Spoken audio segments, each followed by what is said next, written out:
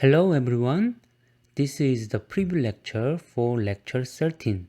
So in the previous lecture, lecture 12, we have studied the solution of Schrödinger equation to calculate the electron density inside our system.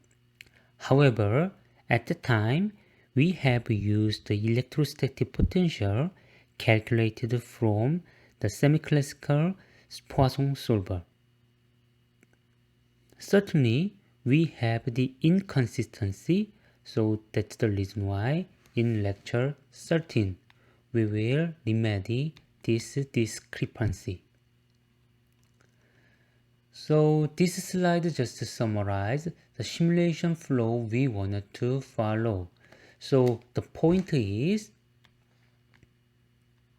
self-consistency. The electron density is not consistent with the Poisson equation at current stage. So we have to find out a better way to solve this problem. You know that we start from semi-classical nonlinear Poisson equation. It can give us anyhow a good approximation for electrostatic potential, but it does not contain any information about subband structure or quantum mechanical electron distribution. With this electrostatic potential, we can calculate the subband energy and wave function, and from that information we were able to calculate the electron density. That was the situation up to now. However, unfortunately, the electrostatic potential used in calculation of subband structure was semi-classical.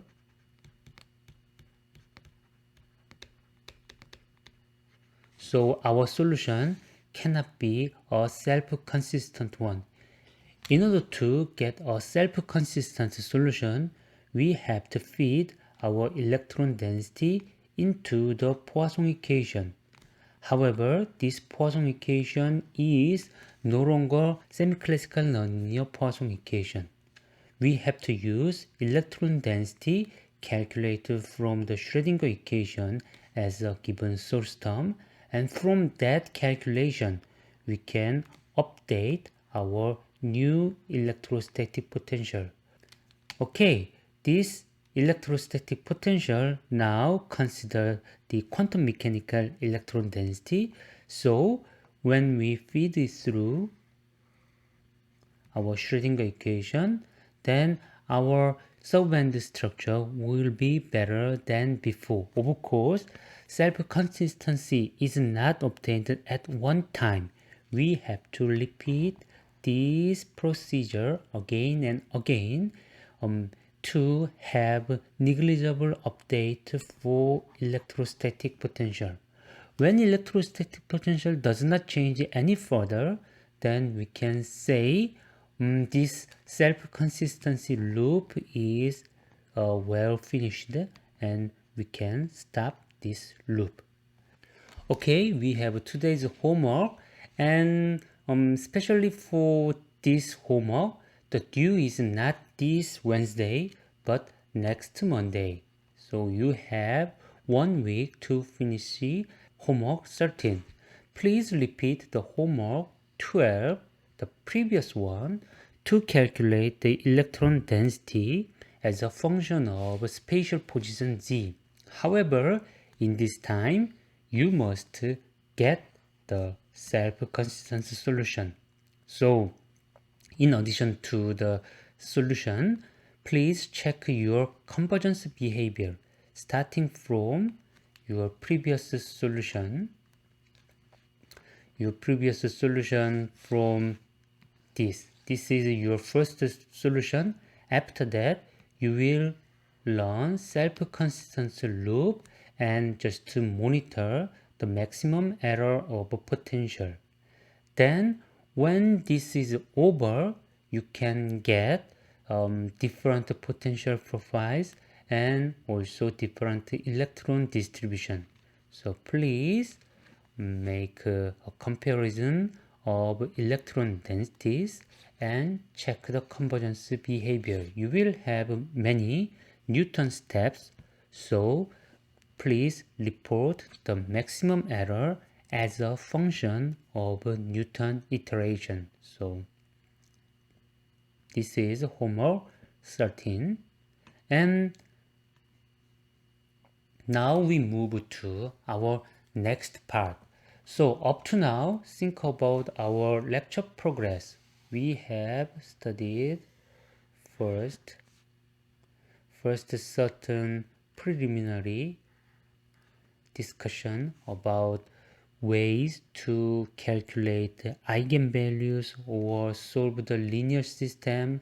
After that, we spent quite a long time about nonlinear Poisson solver. After that, we move to Schrödinger solver.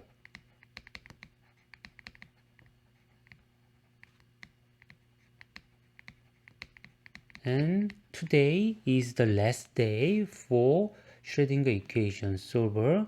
Now we try the self-consistent Schrödinger Poisson equation. So this is the end of our discussion. After that, we wanted to move to a new part devoted to transport. So in this semester, we will quickly skip the Boltzmann Transport equation and we'll move to so-called drift diffusion solver, which is the workhorse of our TCAD industry. So today is devoted to the brief introduction of Boltzmann Transport equation. So compared with 2 years ago's lecture, so we will have quite much shortened discussion about BD and will concentrate on drift diffusion because that will give you more practical knowledge on the device simulation. Okay, so now we start our discussion about the transport. So transport is the central problem of the computational microelectronics. Actually, this is the single most important problem of the computational microelectronics.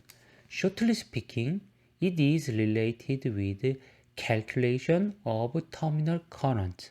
So up to now, we have studied the equilibrium properties of our system. Yes, that is quite good experience. However, that does not give us the terminal current. But since we are talking about electronics, we need the terminal current as a function of terminal voltages. So, for example, if we are working with a MOSFET, then we have to be able to calculate the drain current as a function of gate voltage and drain voltage. For example, both of them are highly biased, then what will be the drain current? If this number written in ampere is large, then we will say that this MOSFET conducts quite well and this one is high performance MOSFET. However, although you wanted to have a high value, but if calculated drain current is quite low, this is an unfortunate case, and then you will say your device design is not good enough. So in that case, you have to change internal device structure to boost up your drain current. That is really an important problem, the central problem of our course. When you consider transport, first of all, we have to consider quantum transport. In this quantum transport theory, the wave nature of our electrons and holes is considered. Therefore, it is regarded as most accurate method. However, unfortunately, when we include realistic effects like the interaction between our electrons and environment, its computational burden becomes very heavy.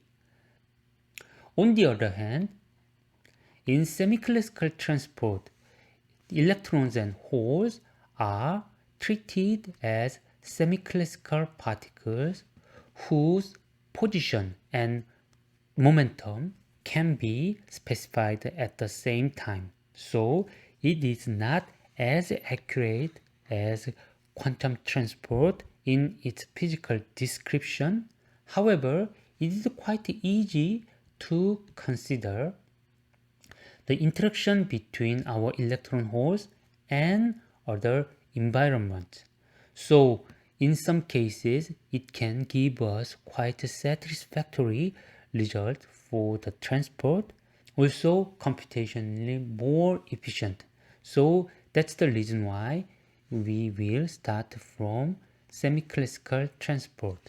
At the end of our lecture course, we will also briefly consider the quantum transport. So that will be maybe December or late November.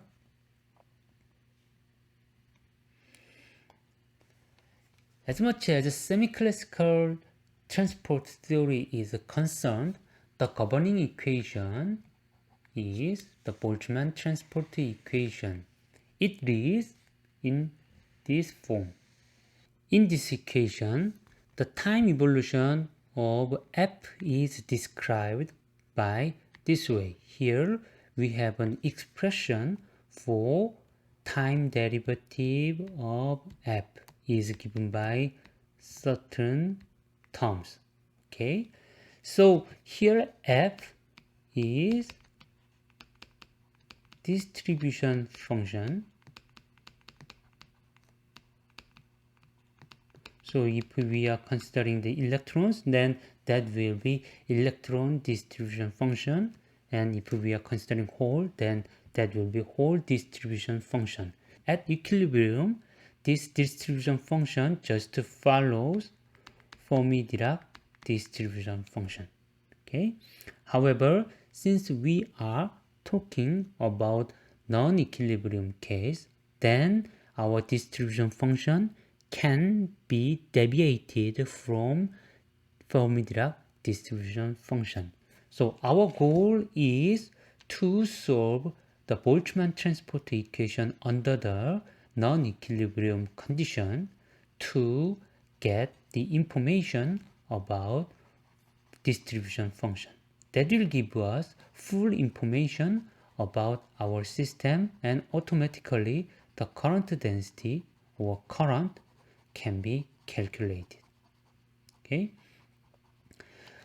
Here we have the time derivative of distribution function, and here we have two terms. Yeah. These two terms is given by the present velocity of our electron and the force exerted on our electron. So it means that the velocity or force determines the future of our electron gas.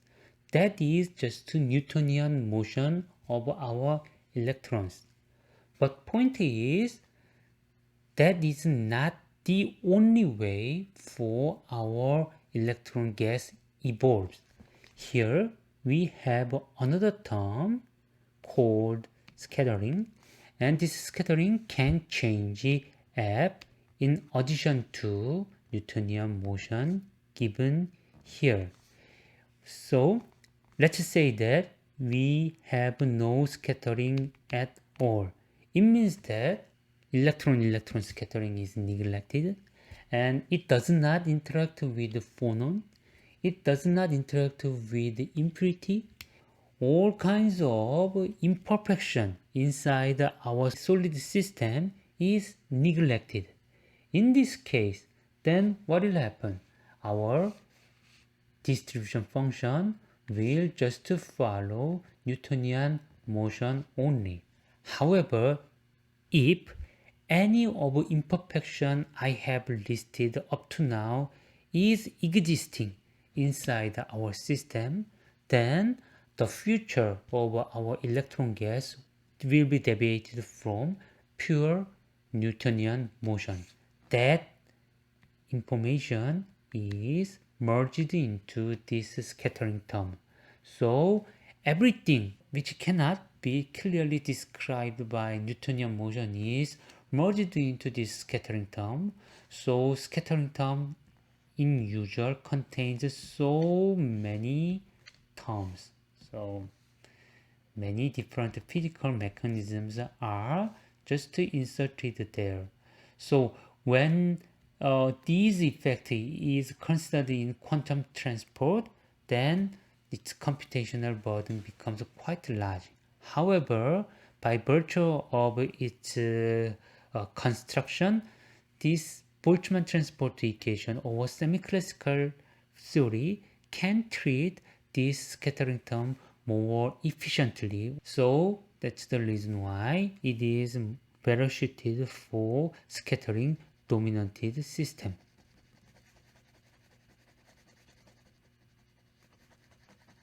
Okay. So now let's forget about scattering for a while and just to concentrate on Newtonian motion. Then motion of electrons. So what will happen? If it has non-zero velocity at present time, then it will change its spatial position, real space position in near future. So if it has non-zero velocity at time t equals 0, then the position nt plus delta t will be just increased by r of t, the present position plus, so yeah, we can think about this kind of displacement in position. And we can also consider acceleration.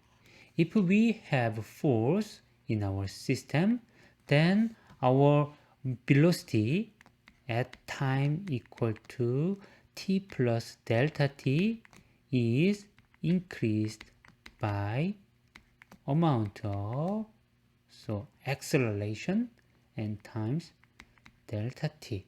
So you can easily understand these expressions. So we have to consider this effect in our Boltzmann transport equation, and it is really considered in these two terms. So you can see that velocity and force term. So force, which force is used in our calculation? So since we are talking about the motion of electrons and holes, so we can think about electric force and Lorentz force. We can think about electric force and Lorentz force.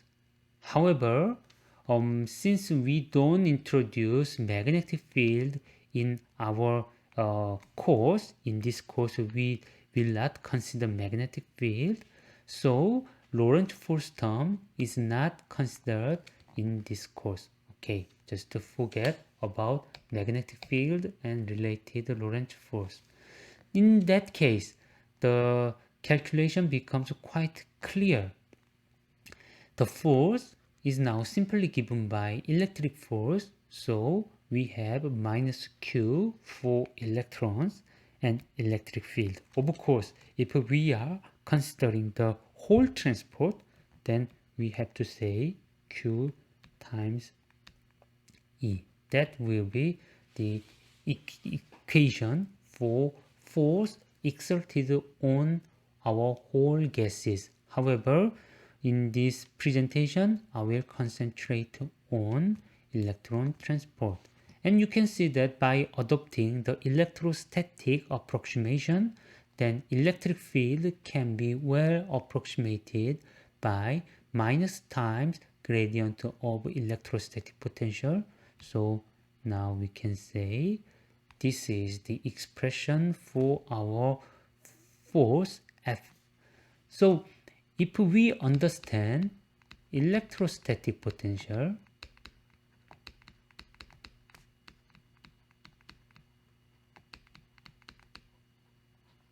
then we can calculate the electric force.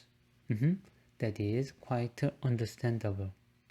Without describing a lot of physical meanings of this Boltzmann transport equation, I wanted to give you just one-dimensional example of Boltzmann transport equation. Why don't we just have a look at the MATLAB example together with me? So when we concentrate on just one-dimensional system, then we can simplify this complicated expression into this simplified form. Okay, why don't you just write down? Here we have round f over round t plus, here we have a velocity, and this is now only one-dimensional component, and here we have gradient in real space, but now it has only one-dimensional space.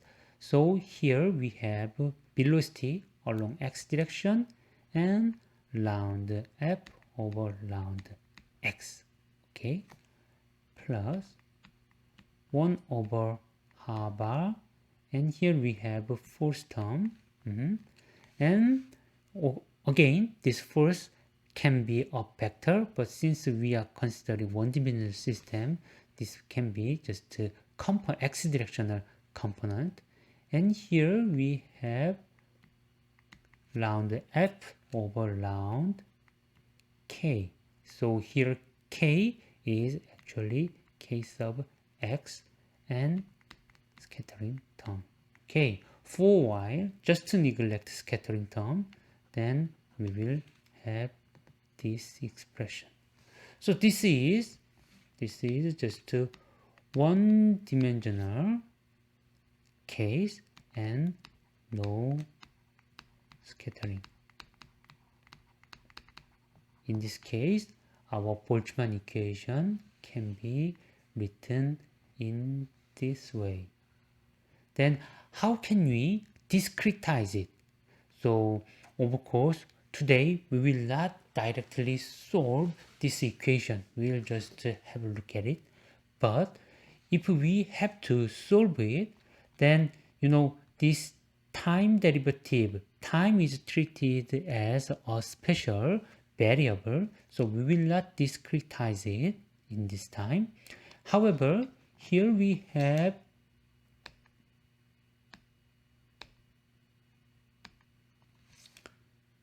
real space and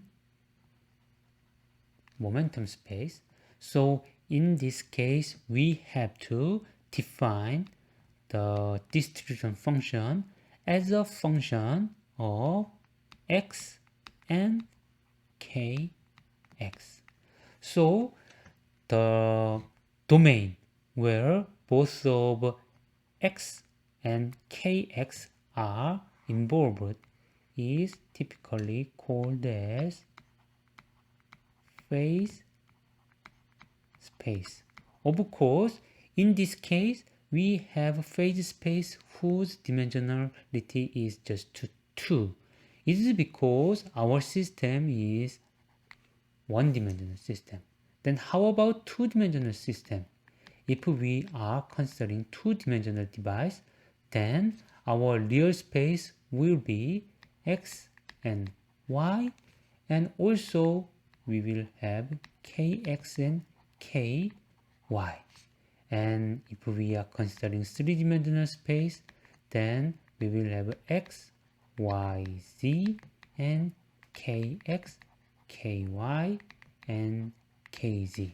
Okay, simply speaking, the Boltzmann equation for n-dimensional device is defined on the phase space whose dimensionality is just 2 times n. So if we are considering three-dimensional device, then we have to consider six-dimensional phase space. So dimensionality is quite large. That is one thing we have to keep in mind.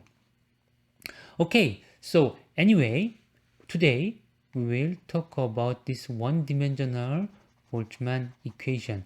But the solving the Boltzmann equation is not our aim today. So we will just see the motion of our electrons in this phase space. I will show you in the following relation. Think about a space made of x and kx, or similarly x comma v. Oh, you know that. So here group velocity v is simply given by ha bar kx. So you can see that this one is quite equivalent with x comma kx. In this x comma v space, we will see the motion of our electrons starting from certain t equal to 0. After certain time later, t equal to delta t, we will just see the position inside this x comma v space. That will be our MATLAB example. Okay, think about this one. Consider one-dimensional system. It's okay. We have already think about this one-dimensional system, and mass is just given by free electron mass. Of course, you can easily modify it by introducing certain numbers here, and think that the magnitude of the electric field is E. So when you say magnitude of electric field is E, now we say E electric field is x directional and its magnitude is E. So F is simply given by minus Q times E. So we have minus QE and x direction. That will be the force. And acceleration is simply given by, again, x directional, and this force is divided by its mass, happen to be m naught. As you can see that our acceleration, its magnitude is minus QE over m naught. We will think about this case. Here we have electric field which is given by 10 to the 6 per volt per centimeter. So in terms of more frequently used terms like volt per centimeter, so how large is it? That will be 10 to the 4. We have a more frequently used unit system, kilovolt per centimeter. In this case, we have just number 10 kilovolt per centimeter. So this is non-negligible electric field. So of course, this is not really strong electric field in our transport case. However, this is not negligible any longer. So we have considerable electric field in this case. Again, Q, just universal constant, and m naught, and acceleration. Oh, you will get certain number. Then let's set up the initial distribution. So at the initial time equals 0, the position and velocity of your several electrons, here several means that 1000 electrons are randomly determined. So here in X max and V max is just for the maximum value of position and velocity of our electrons. So in meter scale, it is given by 10 to the minus 9, so 10 nanometer. And this is 10 to the 4 meter per second, so centimeter per second unit, that becomes 10 to the 6. This is also not highest number. However, this is a non-negligible velocity too. So we will consider this maximum position and maximum velocity. When we draw this initial condition in phase space x, v plane, here we have x-axis of x position and y-axis velocity. Due to this random distribution minus 0.5 and random distribution minus 0.5, we will have the range of this quantity uniformly distributed from minus 0.5 to positive 0.5 and multiplied by xmax quantity and vmax quantity. So we will have half xmax and minus half xmax. Also, we will have half vmax and also have minus half vmax. That will be the maximum values of our electrons at initial condition. And here we have a box for our initial position distribution and velocity distribution, and we will generate 1000 electrons inside it.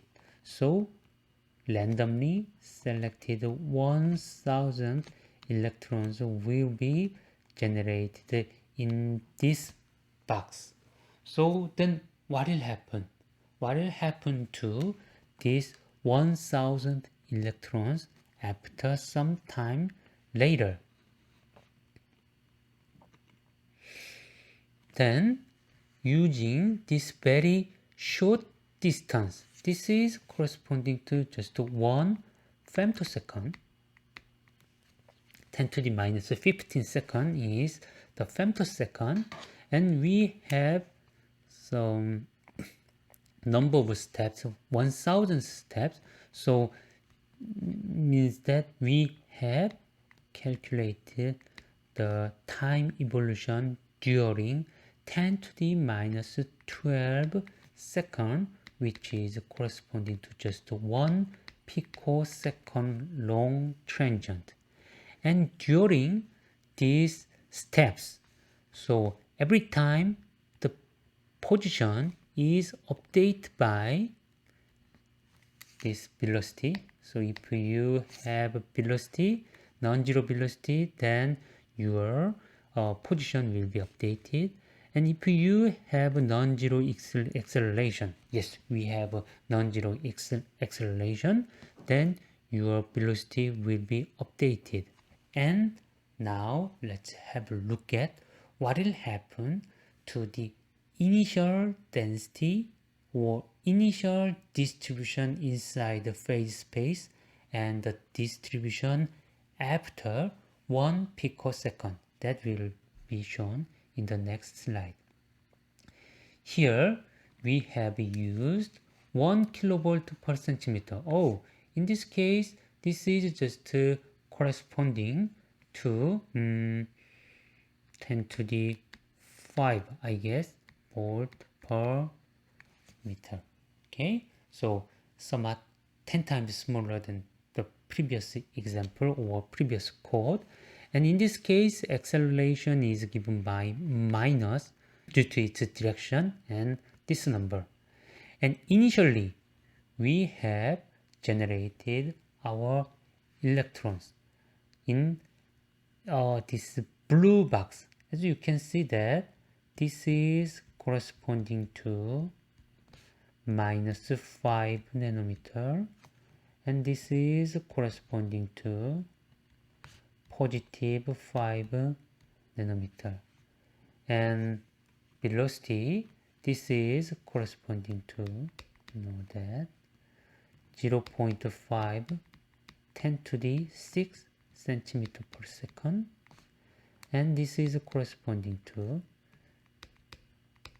10 to the minus 0.5 10 to the 6 centimeter per second, as I explained before. So we have 1000 electrons.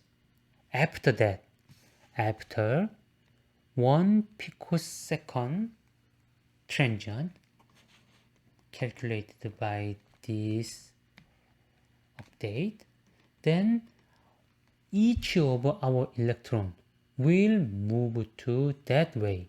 For example, if we have certain electron here, then it will move to this position. And also,